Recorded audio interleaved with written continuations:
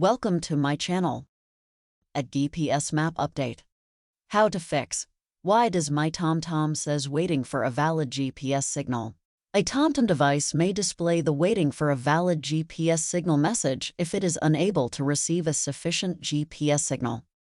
This can be caused by a variety of factors, including being in a location with poor satellite coverage, having the device placed near a large object that is blocking the signal, or a malfunction in the device's GPS receiver. To fix this issue, try moving to a location with a better satellite view or troubleshooting the device. There are a few things you can try to fix this issue.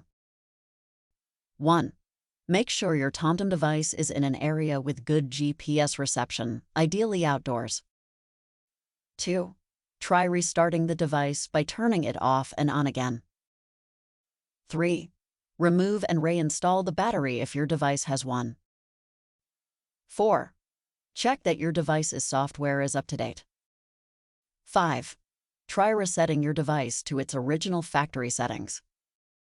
6. Check that the antenna on your device is not damaged or obstructed. Thank you. If none of this works, you may need to contact TomTom customer support. The support team is there to help you 24/7. Our link is in the